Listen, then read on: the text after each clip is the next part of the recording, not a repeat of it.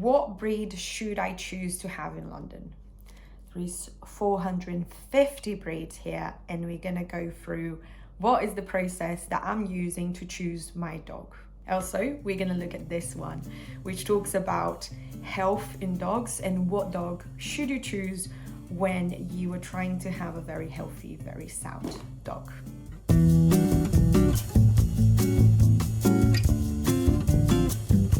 This has been the hardest part because all the dogs that I feel really attracted to, I know deep inside myself that I shouldn't have them because they have a very different energy level than me, and I don't want to choose a dog just based on the looks of it. I want to be very, very mindful and careful this time and choose by temperament, but I'm struggling.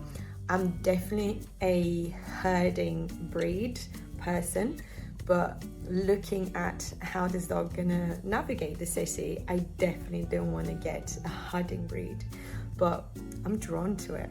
Those are all the possibilities that I have marked before. The pink ones are the ones that I know that could work really well in my lifestyle, but I'm not really interested in them. I'm trying to give them a thought, but I'm not very interested in them.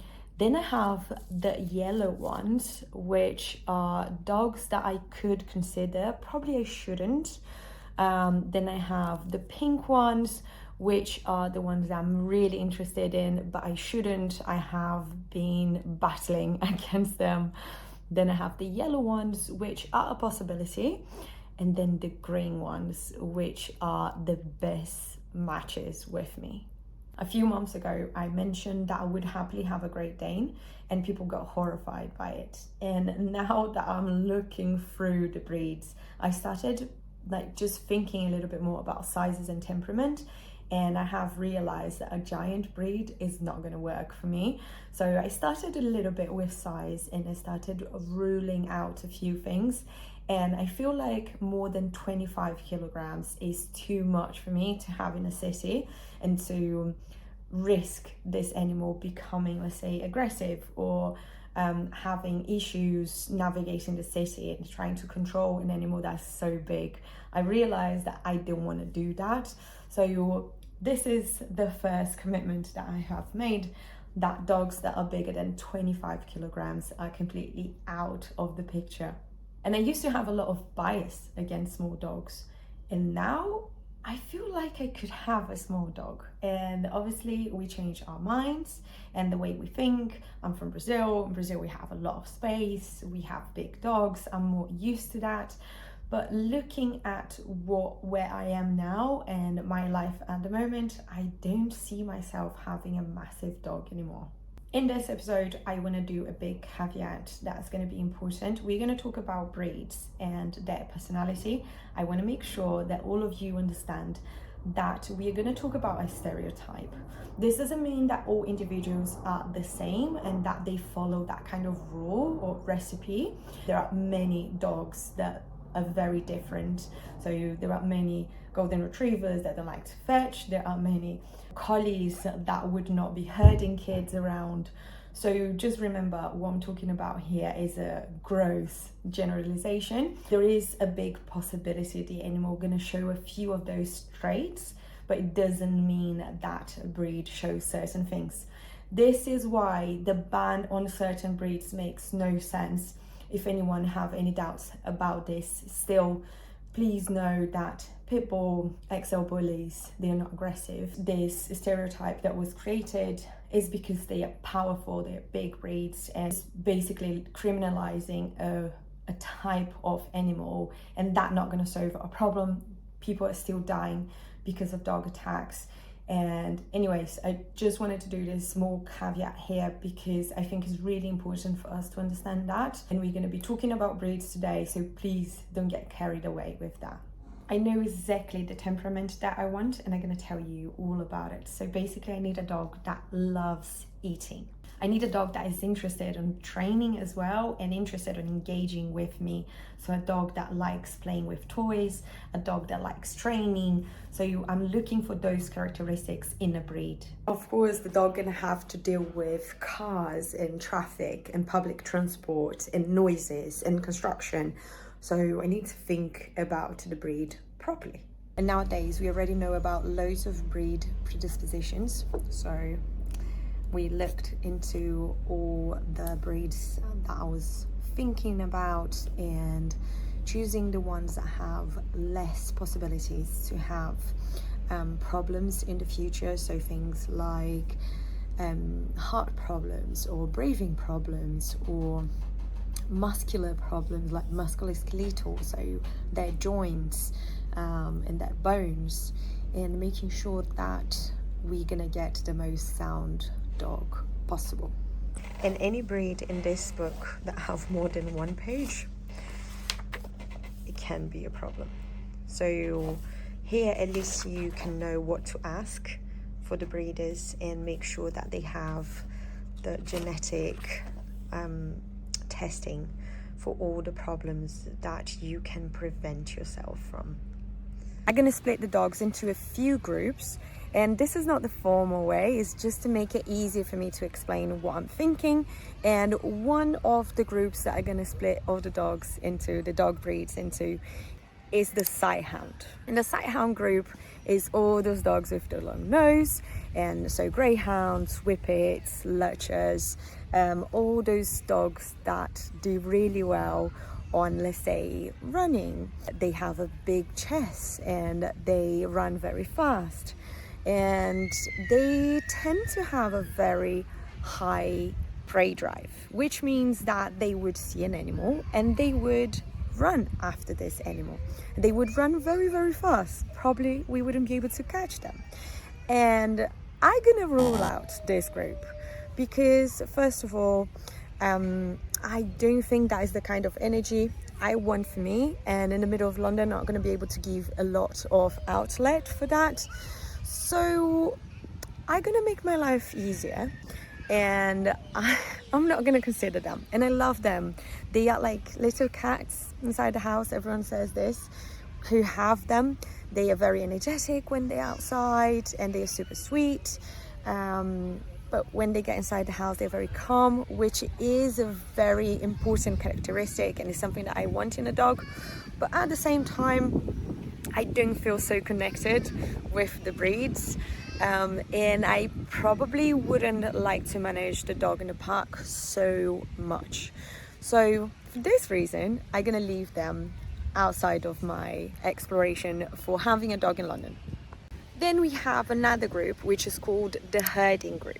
And this group is a very formal group. You will see this on the Kennel Club, is the way they used to separate the dogs and put them into little boxes to tell a little bit about their temperament. And those dogs are all the shepherds. So we're talking about animals like border collies, bearded collies, and collies in general as well, the rough and the smooth, and a few other dogs that they are used for herding, and also they enjoy the stop of the movement. So what does this mean is that when an animal is walking, they like to direct and control that moving.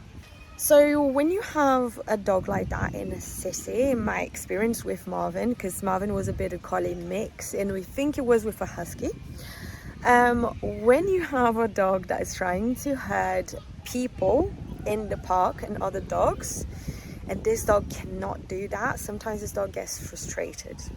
And I saw this a lot when Marvin was a puppy. I thought it was quite difficult to control this really intense instinct. And they are normally working breeds as well in this group.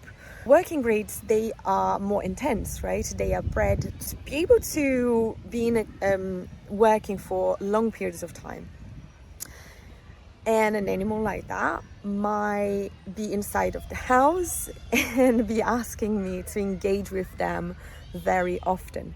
And that is not something I want to do with an animal. I don't want an animal to be always working or always feeling like it's not using the whole potential, or that is being frustrated for not having what to do. I want an animal that can relax inside the house, that can chill while I'm working. For example, I work long hours. I my idea is to decrease that, but I'm still gonna have to work and I'm still gonna need this dog to relax. And I'm not a person who does huge amounts of exercises each day, so I'm not going to go for a hike each day. I'm not going to walk this dog 2 hours each day all at once. So I probably not the best candidate for this breed. And especially being in a city, I don't have access to massive parks. Like, I'm in Highbury Field. It's a little field, so I will avoid animals that need all this space to investigate and to have a simulation. And there you go, there is a Australian Shepherd right there, and you will see that it has a stick in their mouth and it keeps checking in and trying to engage them with play, trying to engage them to ask the dog to do something. And yeah, that might not be the energy I want to have in a dog. And there is a formal group that is called hounds, and I'm gonna call them scent group, just because those animals, they are normally very interested and they have a very big capacity of sniffing, detecting, tracking odors. And I'm talking about beagles and pointers, and those animals, they need a lot of stimulation.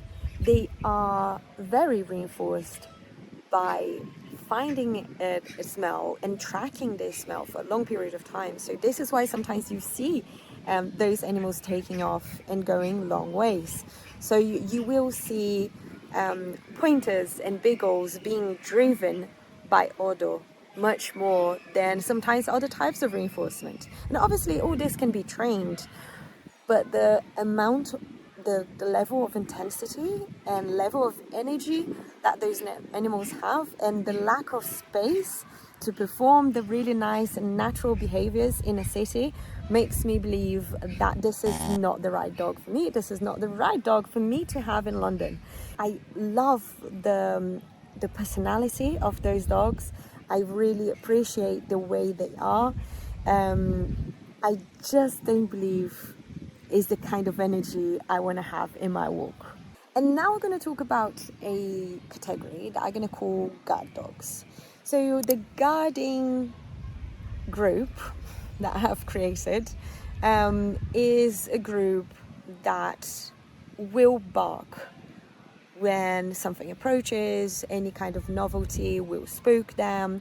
They are bred to be like that, and their characteristic is that most likely the period of socialization is shorter, so they get spooked much more easily. And there is a reason for that. We are using them to defend property or to defend livestock and things like that.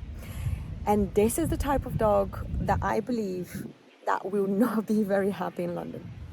So if we know that there is loads of novelty everywhere all the time, and I want an animal that is completely comfortable and happy to learn to be around those novelties, and since I want a dog that's super friendly and would allow people to go inside the house without being too upset, without trying to guard anything, and also I would like a dog that feels very comfortable with people approaching me, dogs approaching us in the park or outside of the house.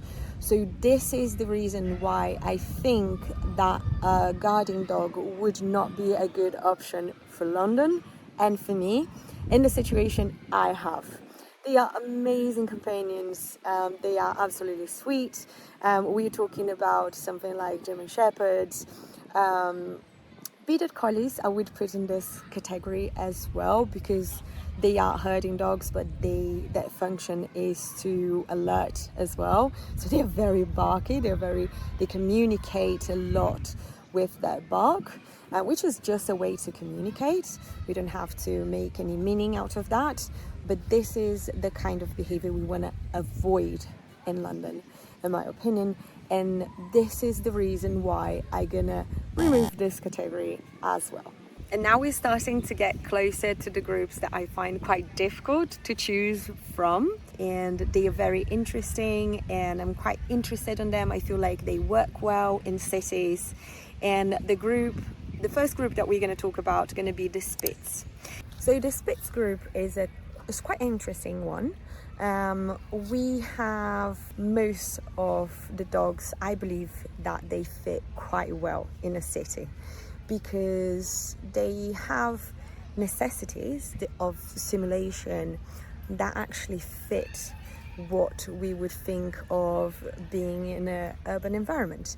So I believe that with training, with normal formal training, teaching them core cues and bringing them to the park a few times per day for lengths of walks that are not super long as well, so something like 30 minutes, 45 minutes, 1 hour. Those dogs could be satiated and they could work really well in London.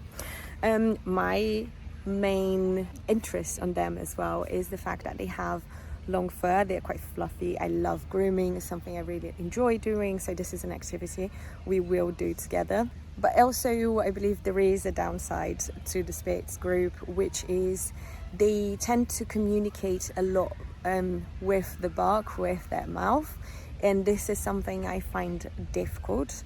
So you will see the Spitz group being quite vocal, being called quite barky, because you will see that when they are not being stimulated enough, or when they get frustrated, they might vocalize and talk with you in that way. When there is other breeds that will use other things in their repertoire to actually communicate with you, which I would rather prefer to have a dog that maybe scratch the door, or comes and stares at me, or jumps on me, or paws me to ask for something rather than barking at me.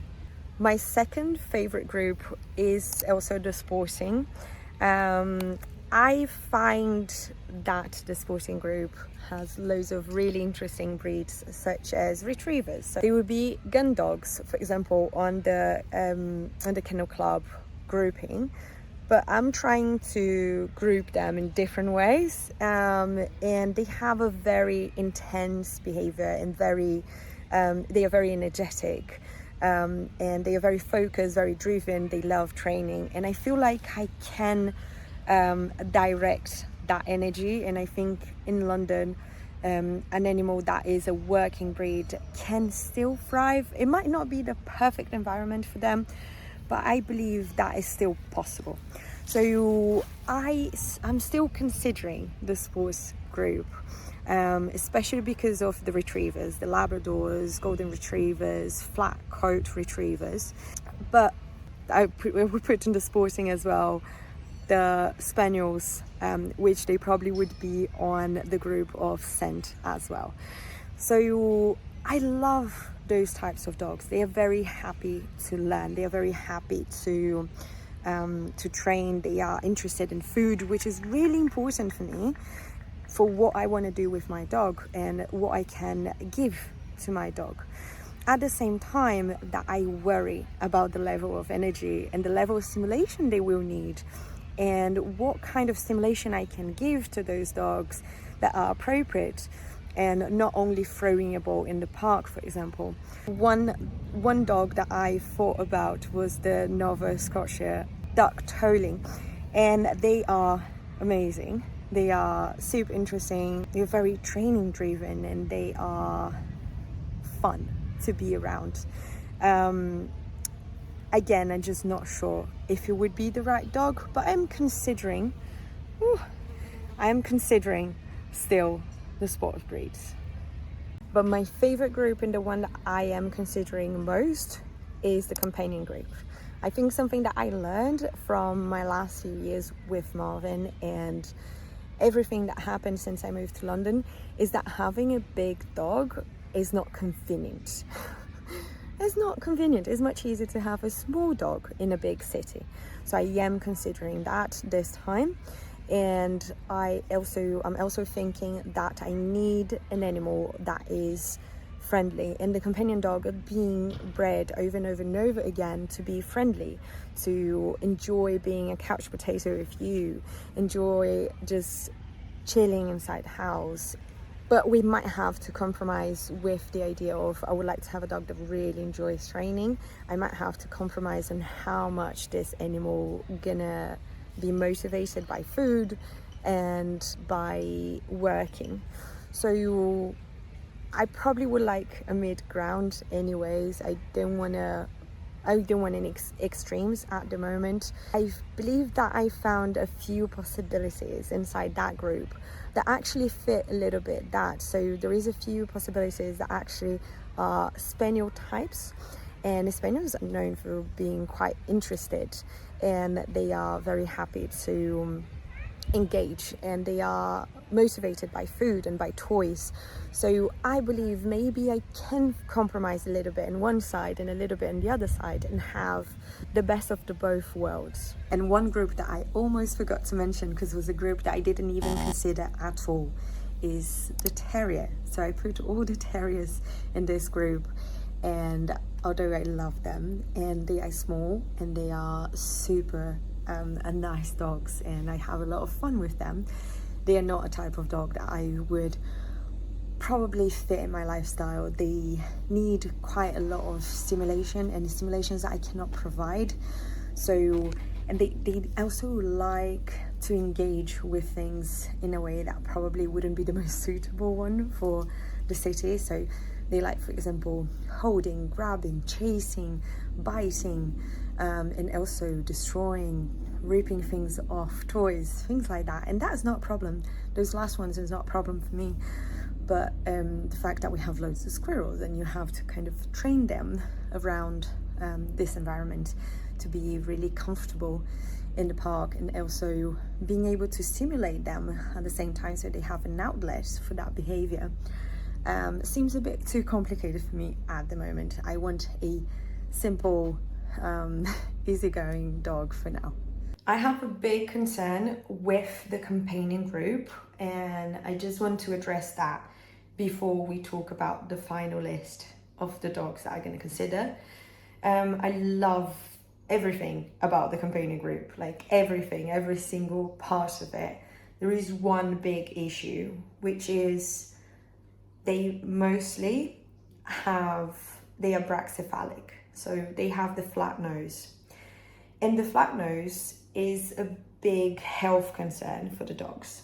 We know already that dogs that have flat nose, they are more susceptible to have BOAs and problems in all the respiratory tract, all of it, and they are more susceptible to pneumonia and loads of uncomfortable things that we don't want our dogs to go through.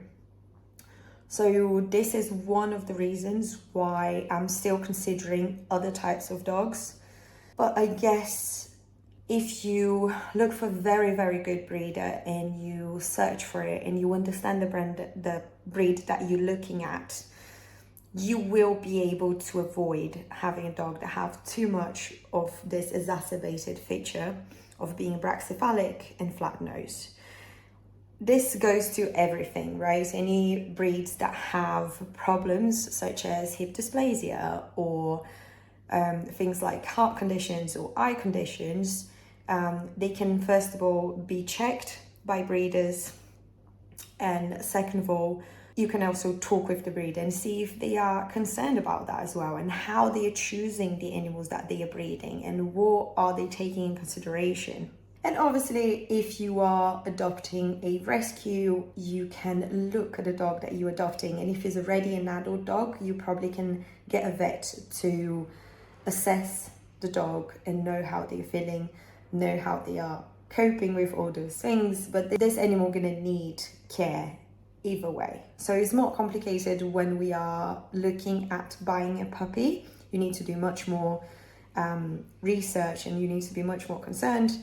When you're rescuing a dog, you take what you get, and then we deal with that. And now that I gave you all my reasons, we gonna look at the final list of all the dogs that I'm gonna consider. And I think you can consider, if you're looking for the same thing as me, you probably can consider in a big city like London. So here we go. Cavalier King Charles, Filene, Shetland, Brussels Griffon, and retrievers. Now we have narrowed down a little bit more, and I can start thinking about if I would like to have a puppy or an adult dog from rescue. This is going to be our next episode.